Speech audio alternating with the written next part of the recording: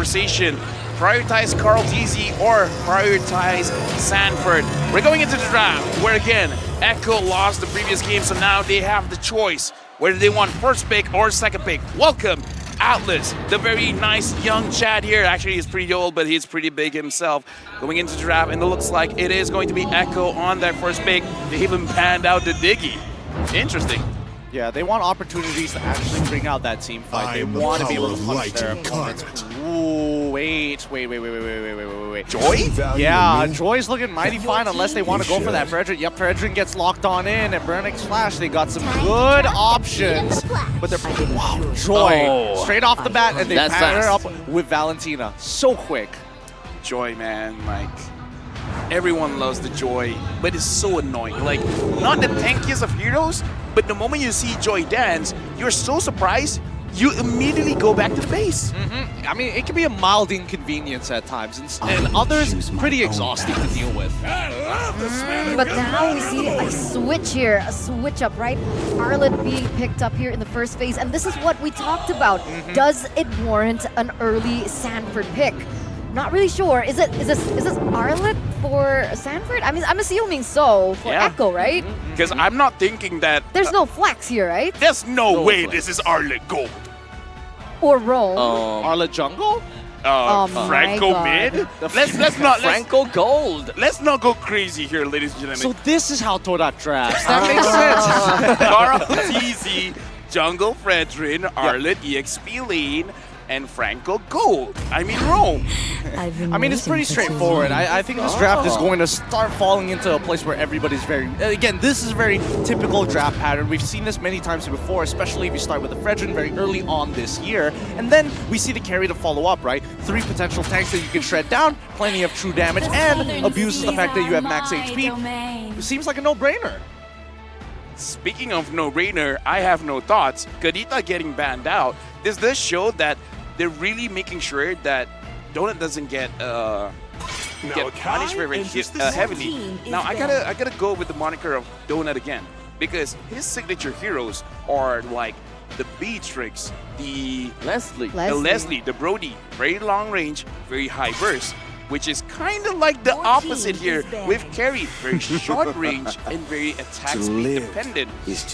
I wonder, like, again, I'm pretty sure Donut can play both ways, but maybe a little bit risky here in my opinion. Yes, I do think it is risky, but there is a possibility that this Joy might get thrown into the jungle and they lock in Glue here.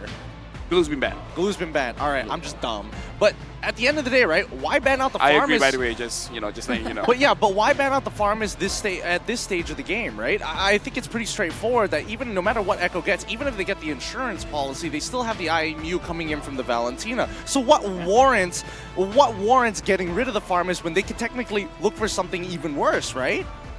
Honestly, right now, okay, let me just take a look at another thing. Echo, at this point in time, they still don't have their mage, and we have seen before that Burnix Flash love to pick the Natalia into the Novaria, and Novaria seems to work really well with these 3 current heroes. Debut pick, the Barats. How many heroes has it been now? 62 heroes? 61, 62? Yes, I've been keeping score by the way. And now Echo, they're going up with the Novaria and Beatrix. Usually we see in the first 3 picks, both heroes, 76 and 78% ban rate. Yeah, and it's not just the combo between Novaria and Beatrix, right? But this is in addition to the Franco that Yaoi is going to be piloting. But, hello? Did somebody call Blacklist onto the stage? Dude, Blacklist Echo! Echo has been with the Blacklist quite a lot, so maybe not, Echo's like, they know how to handle this. But look, okay, we are talking about how epic this is. Estes coming in, very ube. They are going to group around S5, but they're going against a composition that's so good at pickoff, which is exactly what Echo can just play to. It really does. And I mean, Echo, they are experts in their own field, but at least we see why the Farmers was warranted for a ban. They want to stick close together. The Ghost Bursters does exactly that, multiplying the damage according to how many people is going to get caught in that blast. So at the very least, we have some leads, and I think especially for Echo, this might get a little difficult here, but it's about the mechanics. It's about being able to force out the Essences all either early or punishing him for walking up. We'll see, ladies and gentlemen. Burnex Flash with the Ube strategy. But people claim Echo is the kryptonite to that. We'll see exactly how this pans out as we dive into the Land of Dawn for game number 3 between Burnex Flash as well as Echo. And there you go. Very aggressive. Yeah, very aggressive and actually a very bold decision as well from the side of Burnex Flash to Ube against Echo. Especially since Echo is one of the first few teams to actually dismantle the Ube strat. A lot of these pickoffs is going to be, again, Yaoi just looking for opportunities to pull out D7 because, again, nobody else can really take that damage. Unless ATM's an absolute god and tries to, like, go for the dash into the hook to try and cancel it out. That would be pretty impressive if he can do that consistently. But even then, there is a large margin of human error. Definitely. I completely agree here. But, oh man, I don't know. I mean, everyone from Echo is on their comfort pick, right? Yaoi's win rate, hook rate rather, on the Franco has just been insane. Earlier on, is there anything that we need to look out for, perhaps, in terms of equipment? In terms of equipment, let's have a quick look around. Nope, nothing too out of the ordinary just yet. It's just the fact that Yaoi's Iron Hooks get closer and closer every time he throws them out. It's going to get dangerous. In terms of emblems, let's have a quick sneak peek here. Nothing too out of the ordinary. Baras is going to hopefully guys pull yourself together coming out from D7. And I think it's fair, right? At the end of the day, it's all about trying to influence the lanes now. Now, first rotation coming up to the top side for the side of Burnex Flash to try and punish Samford. I don't think that this is going to result too much for the side of Burnex Flash. They do want to show a little bit of aggression at the top lane. In the meantime, they also understand that the turtle is important. Neutral objective is important. And when it comes down to this kind of setup, they would want the Estes to be at level 4 as well. But D7, he's not quite there yet. Just a sliver to level 4. There you go. And there we go. With the level 4, he's unstoppable. The entire team of Burnex Flash is probably going to be unstoppable. But in the meantime, that is going to be Yaoi that did manage to get a hook on down. But Shamar, he still went down and he still died despite the blessing of the Moonlight Goddess. And Echo even gotten the turtle. Yeah, so Echo gets a kill. Echo gets a hook. That is a goodbye to... No, never mind. Good flicker and good run. Yeah, unfortunately there. Oh my god, top. He doesn't have enough mana. I don't think that that's gonna result too much. ATM versus Sanford, these two matchups, I can't imagine any one of them dying based on the matchup and even based on the skill level. All right, let's go back, right? Because Echo was able to get the turtle. They were able to get a kill onto Chama there, so that was a huge win for Echo as well. Unfortunately, there in the mid side, even though Yaoi was able to get the pick, unfortunately, Sanji just didn't have the right tools to be able to execute that. But that is something of what we can expect from the gameplay of Echo here in the early game, especially now that, you know, Yaoi has already reached that level 4 moment as well. So expect things to be a little bit more crazier, realizing that Benny is also on the Beatrix. I thought that with the Estes at level 4, that would have been the best fight that Burnex Flash could have had for the turtle. Considering the fact that Echo, there's no way that they will be able to try to bring down the level of healing from D7. This is probably the most amount of healing that D7 can provide to the Barat,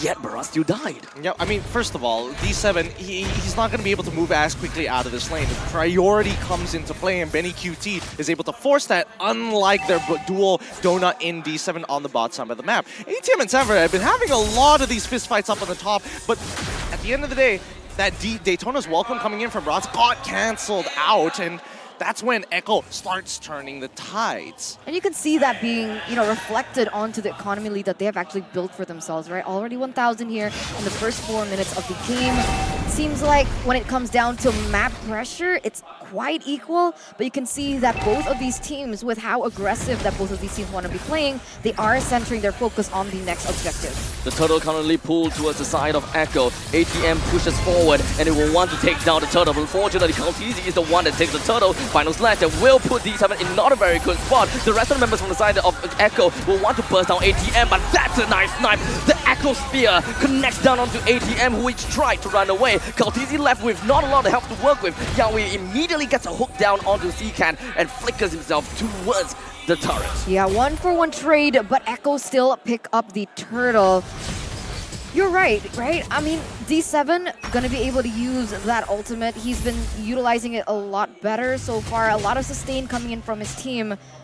But I feel like, I've been on the Estes quite some time now, and it feels like in the early game, the healing's not just there. It feels like he's a little bit reliant on those items. Yep, he is going to be reliant on his items, and not to mention that he probably wants to stack up as quickly as he can to activate the blessing, sorry, not the blessing of the Moon Goddess, but his roam blessing in this particular case, right? To actually multiply the amount that you actually get with the flat amount of healing that you get on top of it. So it really just boils down to how you position in these fights. And I think, Yawi is doing a really good job at coming in from many different angles. He's not standing in one place and just camping it all the time. He's making sure that he changes it up. The conditioning starts from minute number 1. And since we're 5 minutes in, at least for Yawi, he is making sure that he's not wasting any time being at one place at one time. He wants to influence the map as much as he possibly can.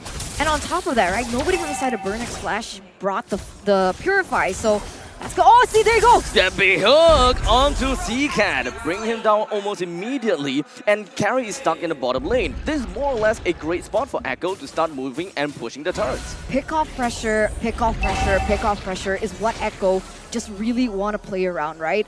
They don't really have to go for any crazy engages just yet. Maybe they want to wait for Sanji to get online for the moment, because when we saw that in-game equipment, he's only built in that Clock of Destiny. I think it takes a little bit more, but again! A hook and made. D7 go for a flicker as soon as he can. That is very much worth it, as Yawi didn't even have to use the flicker on that. Shama, Detonus, welcome, connected down onto Kaltizi, but that pretty much means that it's pretty much a 4 versus 3 fight. Great hook coming in, but the blessing of the Moon Goddess will keep everyone sustainable, alive.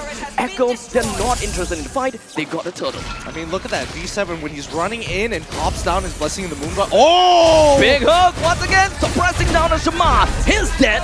No way that D7 can heal him up. Oh, that's so annoying. It's so annoying, but Yawi keeps finding these really, really good hooks. His conditioning is especially key, not only towards just D7, but also making sure that if anybody decides to overstep their boundaries, they can just punish them almost instantaneously if the follow-up is nearby. Yawi is extremely intelligent with his hooks, right? He is making sure that he's not only targeting, hey, I noticed that you keep on positioning or sidestepping towards the right side, but you start switching it up after this minute. And they're going to memorize that over the length of this game. Now let's come back to D7, right? Every single time he is out of position, he must flicker into place to make sure that he gets the maximum effect with the Blessing of the Moon Goddess, but that's when Echo can look to bounce back. Samford, I'm keeping a very close eye on him. That final slash could be extremely key to actually opening up the team fights, or more importantly so, punishing Burnix Flash once they have used the Blessing of the Moon Goddess to kind of pull them back into the fight. Yeah, displacement as well, right? I think they're going to move up as 5, and that's exactly what Arlet wants. Going to be able to get a good initiation engage. So, like you mentioned before, timing is going to be very important, but Donut? Immediately with the Retribution to lock down the Donut as much as he can, even with the Appraisal Craft, brings down Carry just so easily. Now, that is a little bit of an overextension coming in from Donut. He didn't really quite understand where everyone else is. But in the meantime, big final slash coming from Zamford, focusing over to the backlines on the side of Burnix Flash. D7 will want to fight back into Bandicuity, but now he's going to go down.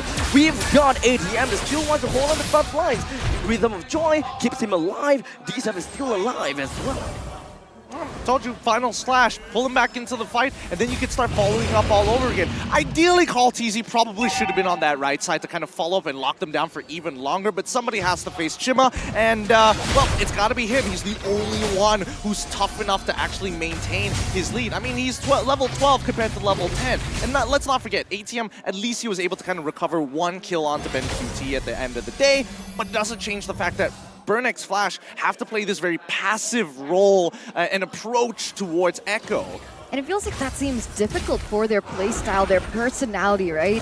Burnix Flash, like their name, they really like to go for these engages. They are at kind of a disadvantage, which, like you mentioned, is Chima being under-leveled here. But what is that damage?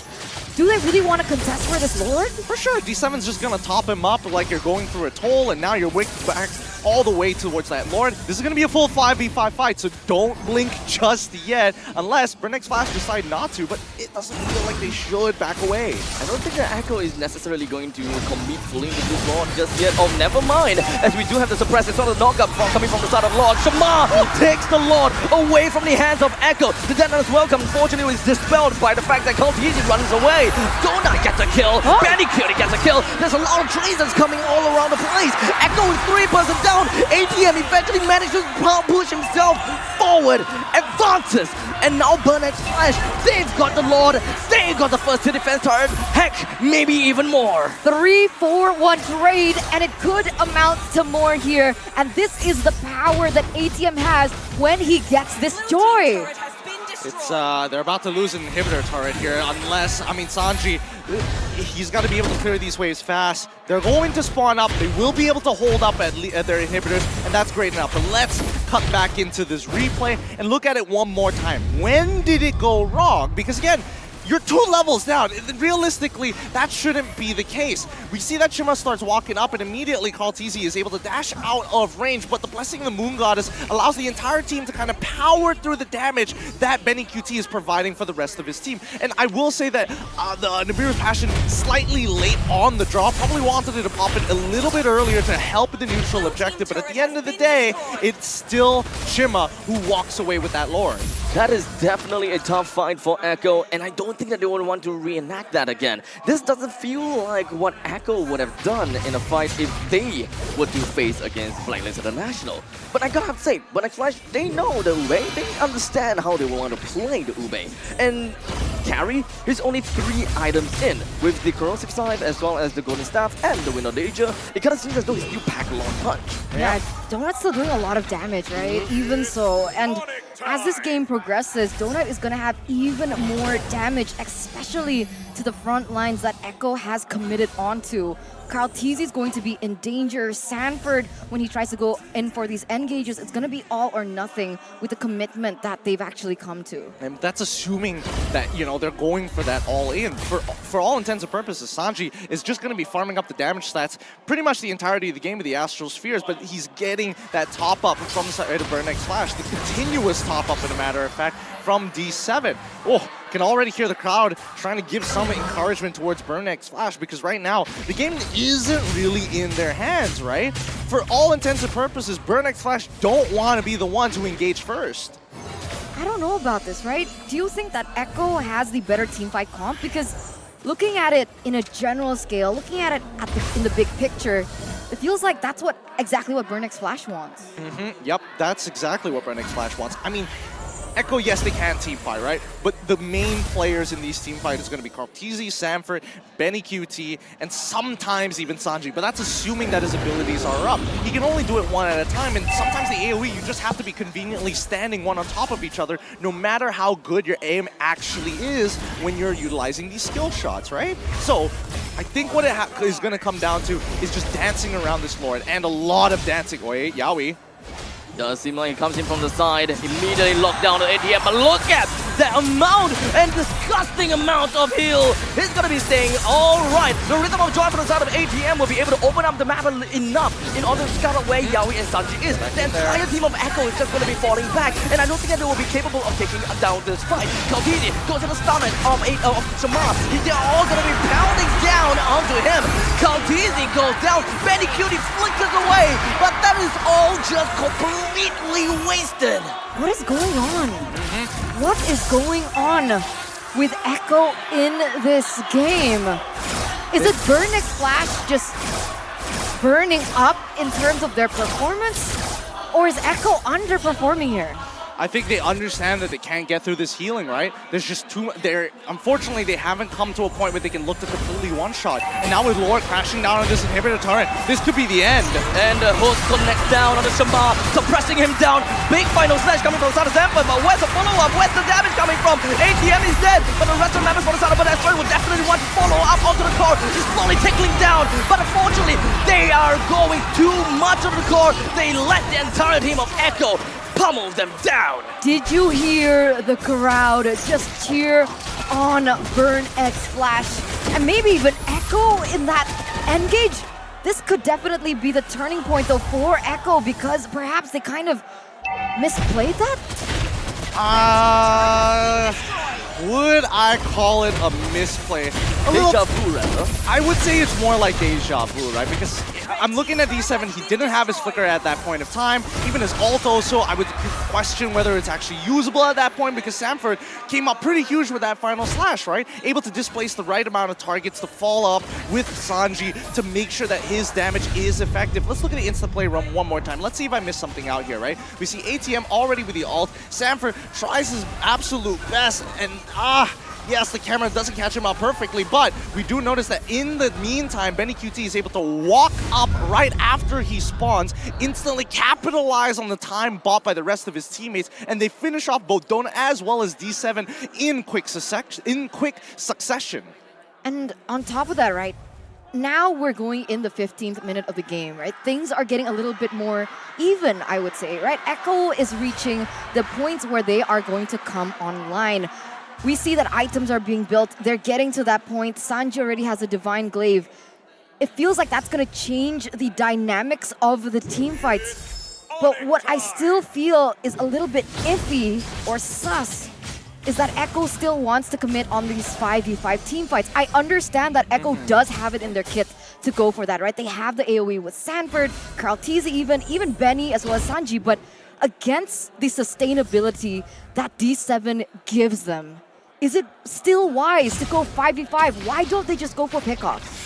I mean, a lot of it depends on Yawi, right? He's the only person who can realistically do that. Sanford, with that final slash, unless he is able to thread the needle with just the tip of that sword to maybe pick somebody off, sure, I suppose that's a possibility. But just know that Shuma is there right at the front. He is looking to eat these hooks. He's very happy to eat the iron hooks, and the same can be said for ATM, right? He doesn't necessarily have to play as 5. He can technically be on the side and wait for the opportunity to go back in. But we've seen what happens, right? Oh, try to pick me off. D7's gonna flicker for him to save his life. It's so tough. It's not easy. It really is a battle of mechanics between the two. The constant push and pull will be the main points of contention, right? Wait, hold on. Look at the setup that we see from Echo. Benny Cutie?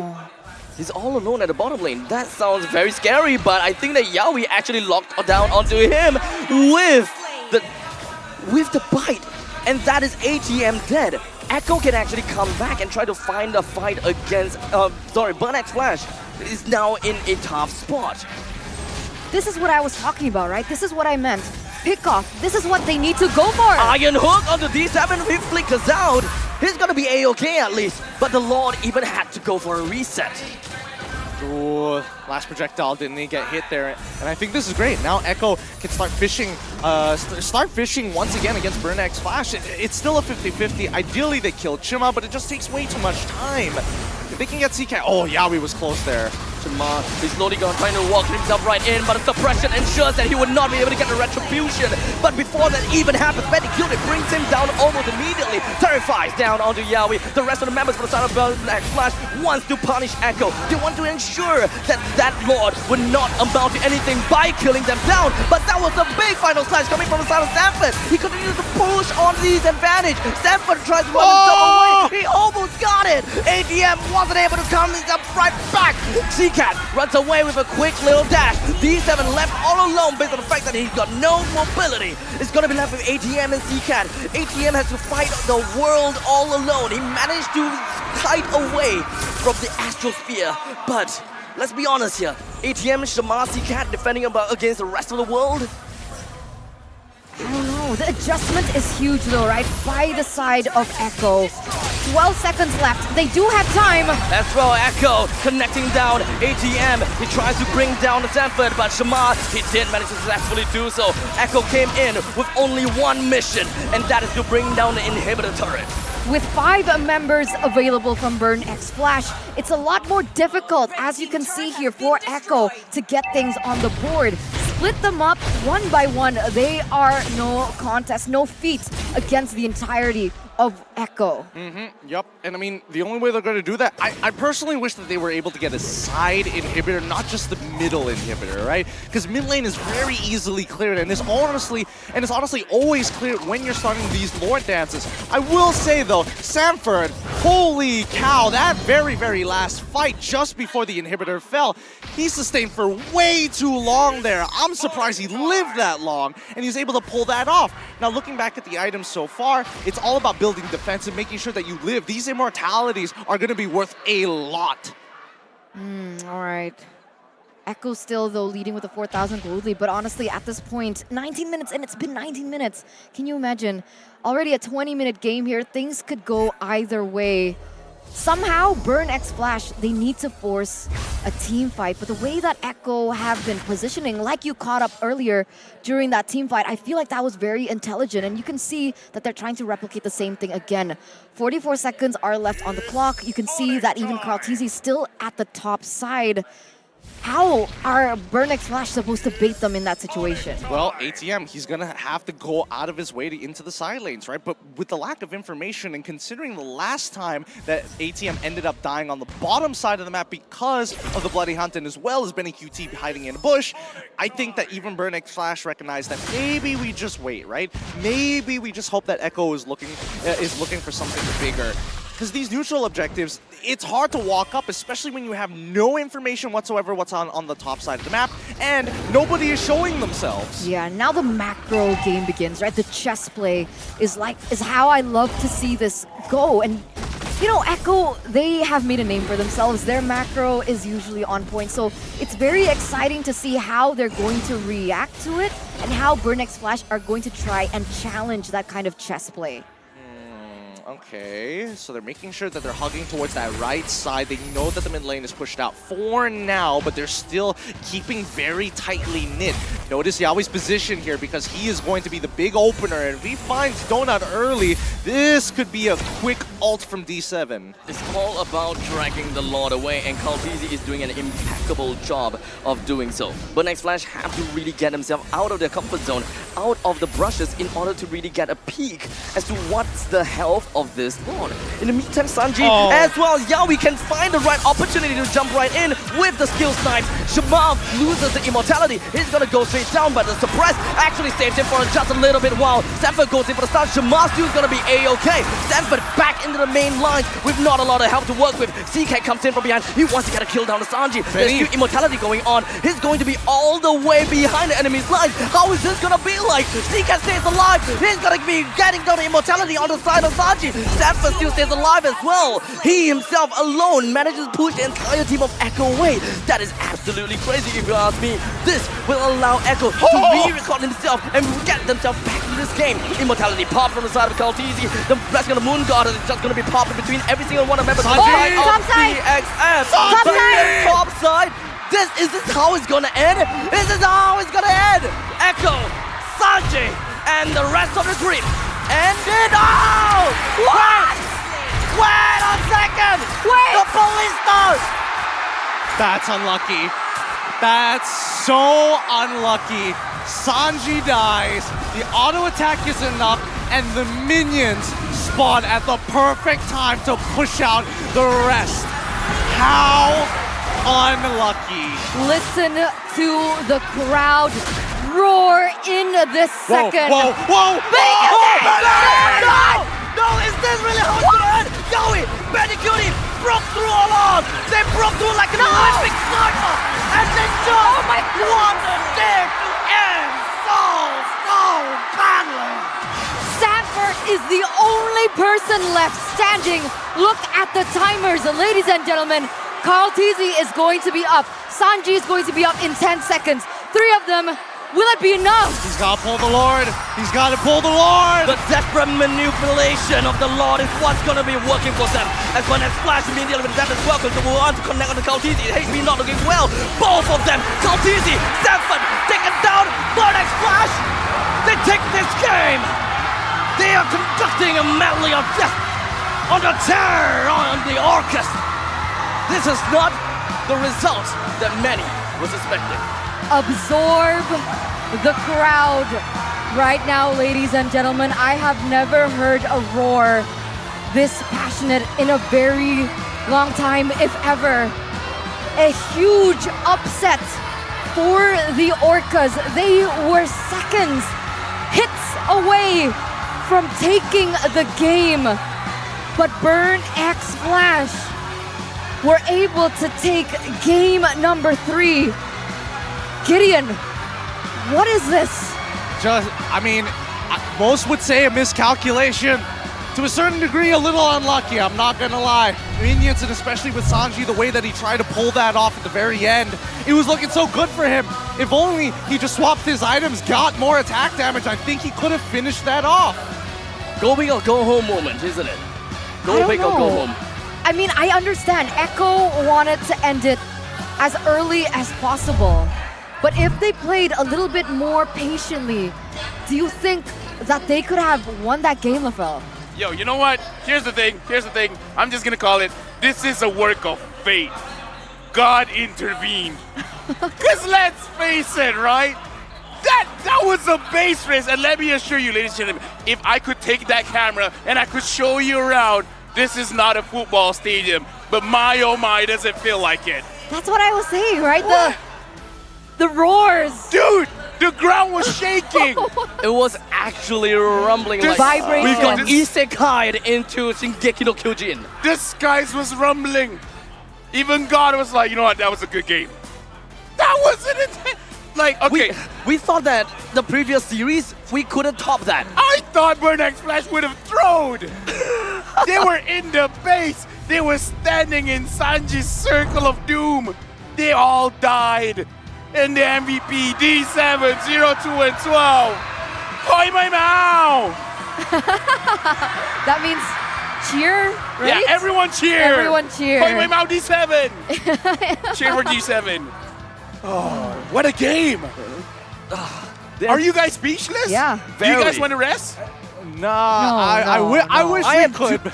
I'm too pumped up. Yeah, Dude. but oh my god, it's just I took a video. You guys were great. so many series of unfortunate events. The changes to the amount of regeneration you get from that crystal. The fact that, unfortunately, Benicudi just didn't have enough, even with Wesker, to chunk down the last few hits of that turret. No matter what he did, there was nothing that he could realistically do. The recall times as well, they try to cancel it out as much as they can, but man, at least for D7, he knows that he saved that early to mid game whenever necessary, when it was about to teeter in the favor of Echo, when Echo was about to finally get that large goal lead and turn it and triple it, in fact, to pure profit. He was able to stop that from happening. There's a lot that I want to talk about, but again, we're going to look at the highlights first. Look at everything that happened throughout the game.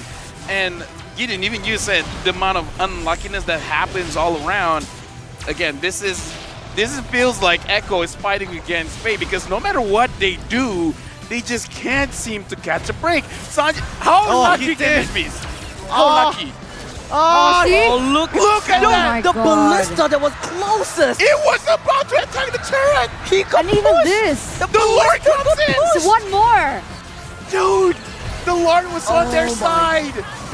Fate.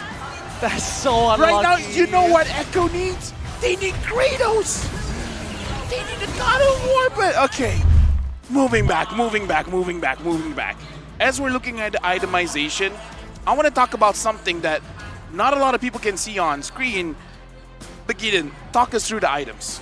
All right, looking at it, everything seems to all be in place. We even see the rapid boots being purchased by Benicudi right at the very end, so that he has extra movement speed to get in place to attempt the backdoor a second time. I'm pretty sure that Sanji was able to purchase a Scarlet Phantom towards the end of it, when he was making that attempt for that backdoor. Why not Windtalker though? That's the thing. I felt at that point you might as well sell all your items and just quickly put as many Legion swords in yourself as you can. You just need the raw stats and the attack speed to finish it off. Misclick, Eterna? What? Do you think it's a misclick? He wanted the Windtalker, but Is this another argument, LaFell? Hey, that's We're kind of sus. We're gonna use that for the transition for the next break. But again, I gotta say, the thing that I want to talk about Uh-huh. after the game, did you guys see the faces of Echo? They look I horrible. didn't want to see it. They look horrible. More like they accepted their fate. As soon as that second attempt went through, I saw Yaoi take off his headset and he was like, well, GG go next. Here's the thing. We got to talk about this because they went through quite the rigorous fight against ONIC. They went through Burnex's flash right now. Carl Teasy is starting to miss those retributions. Yeah, I just want to cuddle all of them right now. You know, just hug them and give them, you know, it's okay. It must be so stressful to be them. The pressure that's mounting on them. I kind of feel like that's not the reason, but okay, Okay. we'll go Yeah. for it. The amount of pressure that's mounting on them, I think it's really getting onto them, right? We looked at a 39-minute game against ONIC. Yeah. And they had a full 70 seconds watching the game crash